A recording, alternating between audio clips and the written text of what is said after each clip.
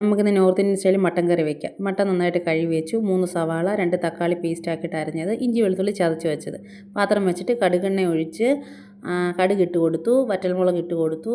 അതിനുശേഷം ഇഞ്ചി നേരത്തെ നമ്മൾ ചതച്ച് വെച്ചില്ലേ ഇഞ്ചി വെളുത്തുള്ളി, അത് അതിനകത്തേക്ക് ഇട്ട് കൊടുത്ത് ജസ്റ്റ് ഒന്ന് ഇളക്കി ആ പച്ചമണം ഒന്ന് മാറി കഴിയുമ്പോഴത്തേക്കിനും അതിനകത്തേക്ക് നിങ്ങൾക്ക് ആവശ്യത്തിന് എരിവിനുള്ള പച്ചമുളക് ഇട്ട് കൊടുക്കുക. നമ്മൾ ഇച്ചിരി സ്പൈസി ആയതുകൊണ്ട് 3-4 പച്ചമുളക് ഇട്ടിട്ടുണ്ട്. അത് കഴിഞ്ഞിട്ട് നമ്മൾ നേരത്തെ അരച്ച് പേസ്റ്റാക്കിയ തക്കാളി ഒഴിച്ച് കൊടുക്കുക. നന്നായിട്ട് ഇളക്കി ആ പച്ചമണം മാറി കഴിയുമ്പോഴത്തേക്ക് അതിനകത്തേക്ക് സവാള ഇട്ട് കൊടുക്കുക. 3 വലിയ സവാളയാണേ.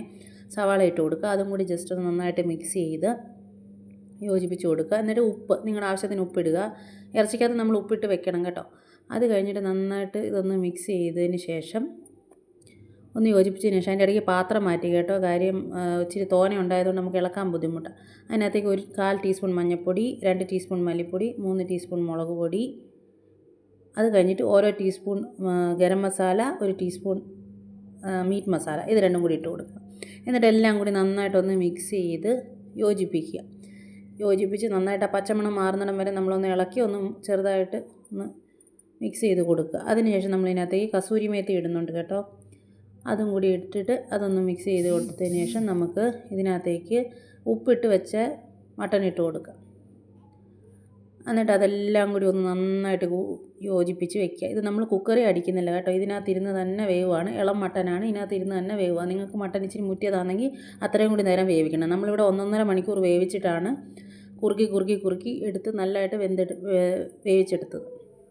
ഇപ്പോൾ നല്ല നന്നായിട്ട് വെന്തിട്ടുണ്ട്. അതിനകത്തേക്ക് മല്ലിയിലയും കുറച്ച് കുരുമുളക് പൊടി, നിങ്ങളുടെ എരിവിനനുസരിച്ചുള്ള കുരുമുളകും ചേർത്ത് കൊടുക്കുക.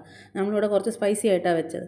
പിന്നെ നമുക്കിത് അപ്പത്തിൻ്റെ കൂടെയും ചപ്പാത്തിയുടെ കൂടെയും ചോറിൻ്റെ കൂടെയും പത്തിരിയുടെ കൂടെയും ഒക്കെ കഴിക്കാം. ഞാൻ വീഡിയോ എടുക്കാൻ സത്യം പറഞ്ഞു കഴിഞ്ഞാൽ മറന്നുപോയി. പകുതി തിന്ന് കഴിഞ്ഞപ്പോഴാണ് ടേസ്റ്റ് കൊണ്ട് ആദ്യമേ അങ്ങ് തിന്നു, വീഡിയോ എടുക്കാൻ മറന്നുപോയി.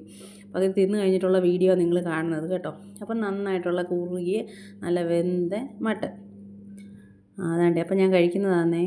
നല്ല വെന്ത ഒരു പീസ് ചപ്പാത്തിക്കകത്ത് എടുത്ത് വെച്ച് സ്പൈസി ആയിട്ടുള്ള മട്ടൻ കറിയും കൂട്ടി കഴിക്കാം നമുക്ക്. അപ്പോൾ അത്രയേ ഉള്ളൂ. എല്ലാവരും ഉണ്ടാക്കി നോക്കുക. Tata bye bye, see U.